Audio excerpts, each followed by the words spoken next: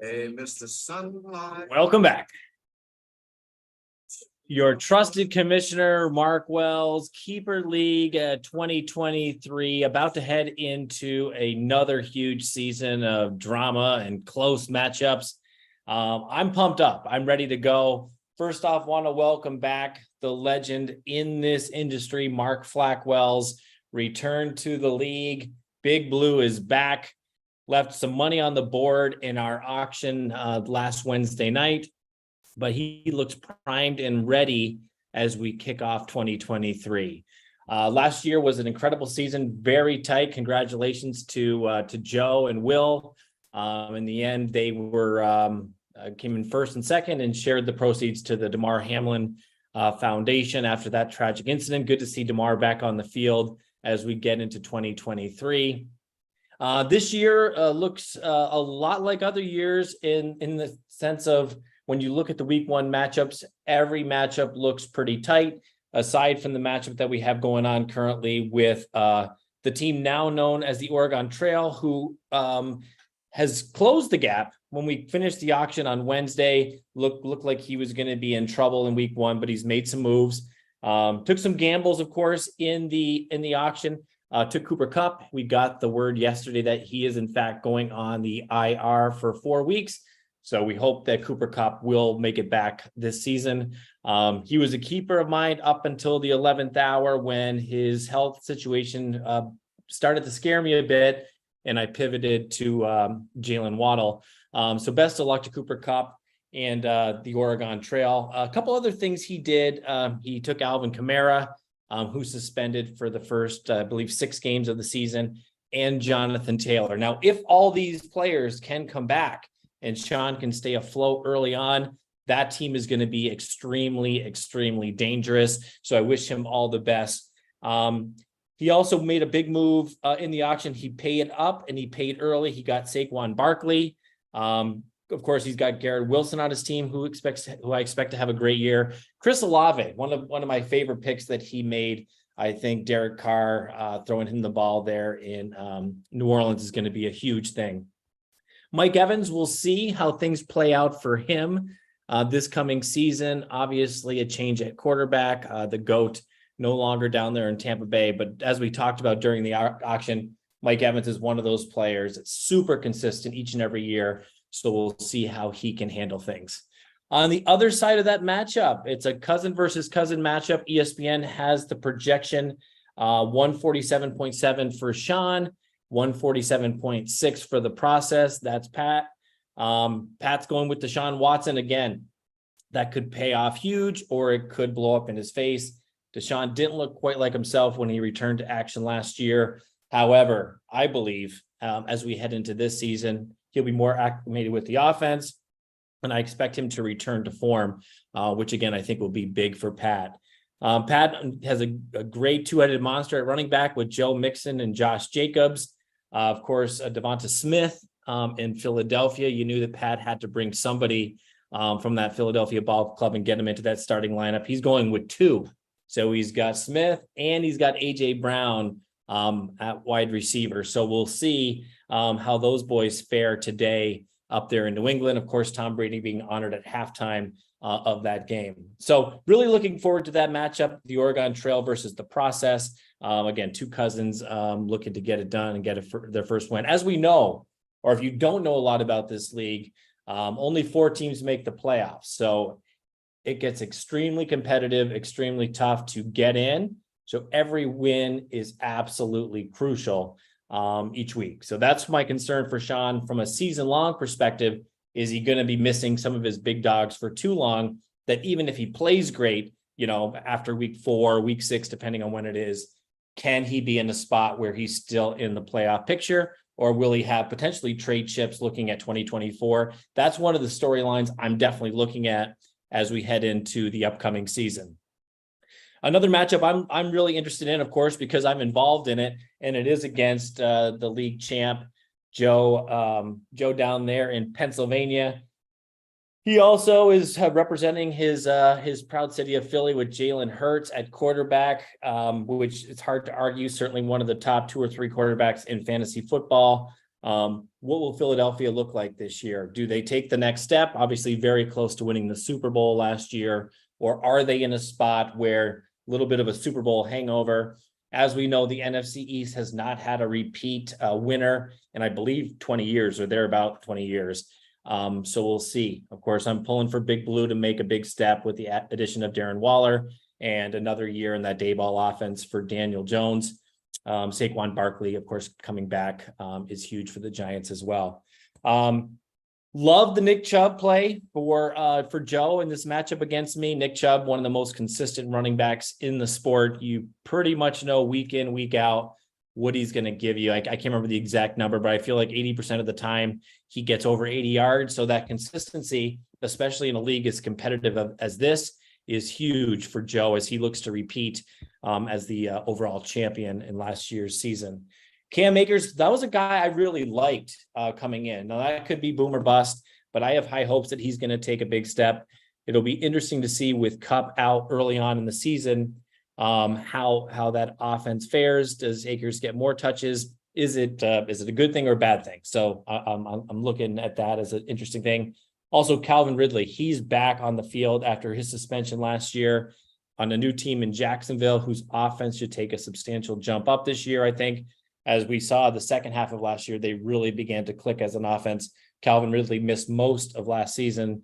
So how does he step into that offense and start to contribute for the ball club? Kyle Pitts, again, we'll see. Second year wide receiver. Keenan Allen, of course, what he can stay when he's healthy, he can be great, and that Chargers offense can be great. So all in all, I like the ball club that he's got there. As we get deeper into his offense, Khalil Herbert, I like, but I'm a little concerned about how consistent he's going to be for Joe as the season progresses. On the other side of the field, my team, the Toga Temptations, Justin Fields, I debated about whether to keep him or not. I had him for $0, picked him up in season last year, and I danced around and took him out, took him in, and put him back in. But I just love what he brings to the table. I think his game should take a step up as well with DJ Moore now out at wide receiver, another year. At starting quarterback, he was electric last year in many of his games, especially from the rushing standpoint. So we'll see if he can add or improve upon the passing part of his game to make him one of the top 3 or 4 fantasy quarterbacks. I just wanted to be a part of the excitement. I'm really rooting for this kid, so I hope that it pans out well for him.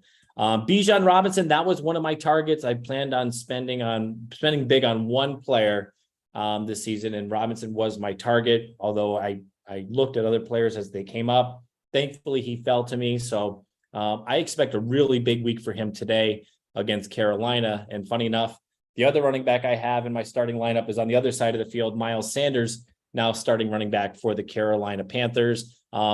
That will be interesting to see how that game unfolds and how much the rushing game plays into it. Hard to argue with my receivers, Devontae Adams, Jalen Waddle, huge. I also have Brandon Cooks against the Giants and DJ Moore. So I have that DJ Moore, Justin Fields combination. Again, will it take a little time for those guys to mesh as a group? We shall see. Tough one for me this morning, as Mark Andrews was listed as out for today's game.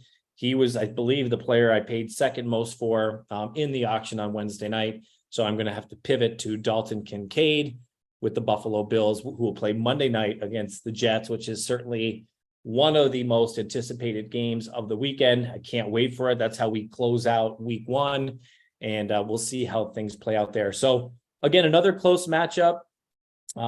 ESPN has me as a slight favorite, 155 to 154.8. But all in all, anytime I'm playing Joe, I know there's a good chance that you're going to be in for a dogfight, and hopefully I can pull through. Fried Dough to Go and Smuts Nuts. Fried Dough to Go, awesome season. He was your regular season winner, had the best record, was in the championship game against Joe. He's always strong. In fact, from a projection standpoint, He is your highest projected scorer this week. Friedel is projected for 169.1 points, which is, as I said, number one in the league as we start this season. He's going with Josh Allen. He's got Tony Pollard, Kenneth Walker, so he's off to a good start. CeeDee Lamb, TJ Hawkinson, Stevenson for New England. So very well-rounded offense. I like the balance that he has there. I feel like he doesn't need one player to produce a huge numbers each week to be a winner. I feel like he's got one of the more balanced rosters in the league and a team that should be back most certainly in the fold here in 2023. In regards to Smuts Nuts, he also was in a situation where debating between Darren Waller and Trevor Lawrence, who to keep. He made the change from Trevor Lawrence to Darren Waller shortly before the auction. He ends up getting back Trevor Lawrence in the auction, I believe, for $4. So he had him as a keeper for $2. He ended up getting him back for $4. So again, I think the risk reward was quite good there in that Darren Waller was likely to go for more than $10 had he been put in the auction, which is what he got to keep him for. Derrick Henry at running back, still obviously one of the most feared guys in the backfield. He's got quite the receiving core. He's got Deebo Samuel. What a dual threat he is. Paid up big when at Rick Spice in the auction bidding on Tyreek Hill, ended up getting his guy. And so I like that. Tyler Higbee certainly should be a threat at wide receiver. As we get into his flex positions, I like Mike Williams. Can he stay on the field? And the other one is Dalvin Cook. I think the mystery here is how do the Jets handle the running game there with Breece Hall and Dalvin Cook. So there could be weeks where that could pay off really good for Smuts Nuts, and there could be weeks where Breece Hall gets the majority of the carry. So I don't think we quite know yet what that's going to look like, especially in week one as Breece Hall is just starting to get back into the offense, but is listed as active today. So I would say in this particular matchup, I do like Friedel to go 1-0, but it should be a very good matchup.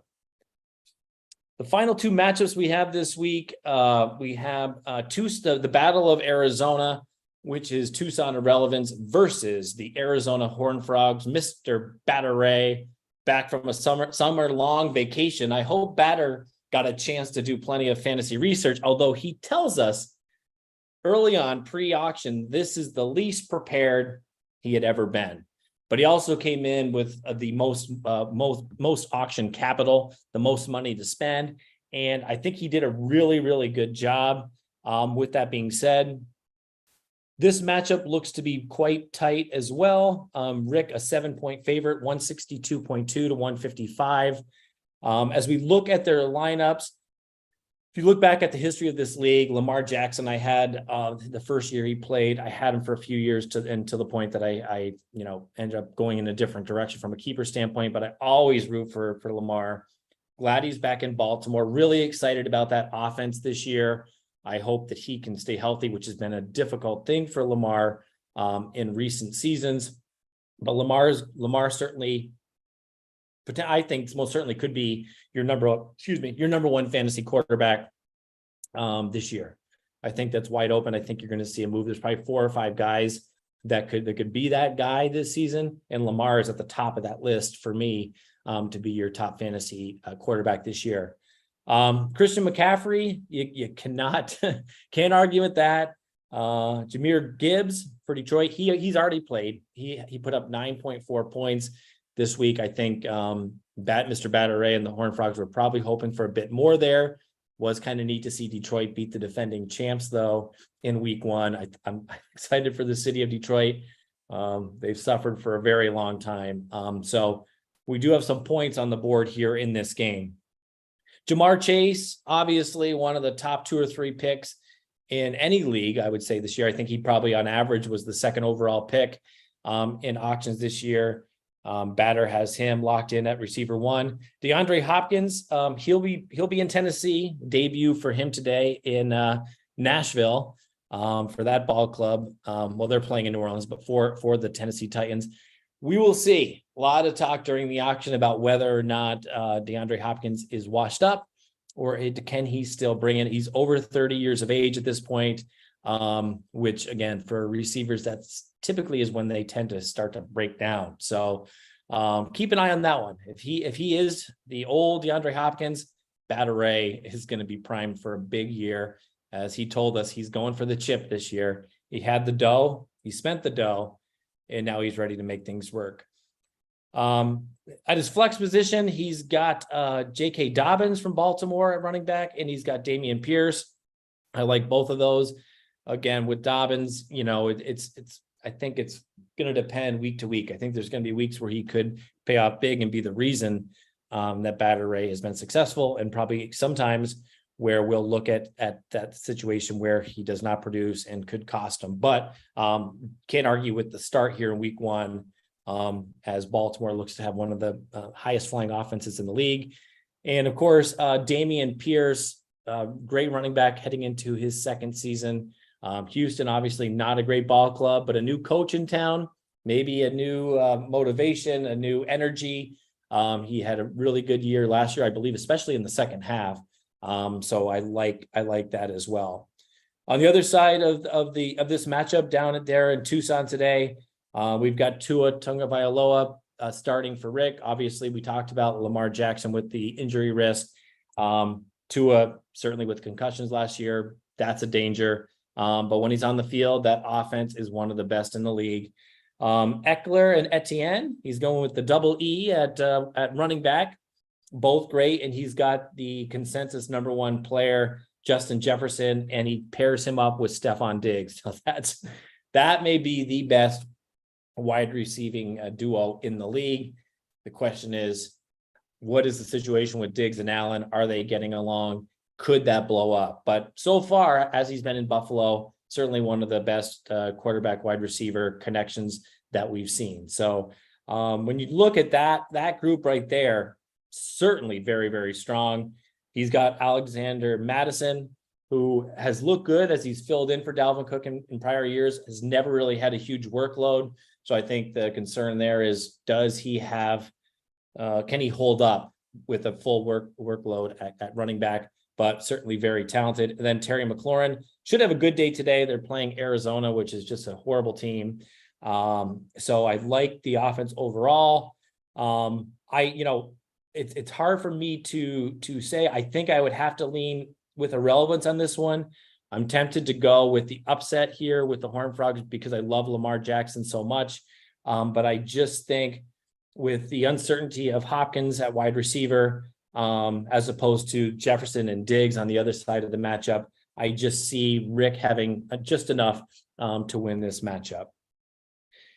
Our final matchup as we close out this preview is heading to the north, to the Canadian border boys. We have the return of Mark Flack Wells and his Big Blue squad taking on Big John's little pals. He was your third place finisher last year, won a bunch of tight matchups, which you need to do in this league because the records are so tight. And as I mentioned, only 4 teams getting into the playoffs. Big John put up 24 points for Mahomes yesterday, and only 2 from McKinnon. So I would say, as far as the information or the data we have in, or the results we have in, his 2 players certainly underperformed expectation. That has him as a 16-point underdog in this matchup. James Conner and Aaron Jones, he has in the backfield. It's very tough. Arizona with James Conner, that team is not very good. That's a concern. How things play out in Green Bay with Mr. Rodgers no longer there, how AJ Dillon works into the running game. So a little bit of concern for me at running back. I do like Amari Cooper. I think he's going to have a really, really good year this year with Deshaun Watson, going through a full training camp and kind of working off the rust from last year. And James Cook at running back. So he's got that at the flex. And of course, George Kittle, who's questionable, but I believe is expected to play, one of the best tight ends when healthy. Big Blue taking over a team in the league and their keepers. He takes the field today with, as we said, the most draft auction capital left at the end. But he fared pretty well. He had a great day from St. Brown on Thursday, putting up 19 points. Joe Burrow, again, Joe Cool, you know, how can you argue with that? And he also has T. Higgins, so one of Joe's favorite targets, also on this ball club. Najee Harris and Raheem Mostert are in the backfield for Big Blue. And he's got Godwin and Deontay Johnson at receiver. So I think just, you know, this one's probably one of the easier ones to pick, primarily because we already know what Mahomes has put up and we know what McKinnon has put up. I'm going with Big Blue in this matchup as he returns to the league and looks to get that first win out of the way. So there you have it. Just as a recap, I don't think I actually made my pick, but I've got to go with my boys against Philly in a very tight matchup. Going with the Oregon Trail, I believe, against the Process today. I like the moves there. And again, Sean really needs this win to, you know, be in a decent spot for when his guys get back. I've got Fried Dough to go. I've got Big Blue, and I've got Tucson Irrelevance. So there you have it, your week 1 preview for the Keeper League. Best of luck to everyone out there. I look forward to in coming weeks having other members of the league join us for their thoughts and their commentary, because we have such a knowledgeable group of guys. Look forward to a good year. God bless. Good luck. And we'll see you next week.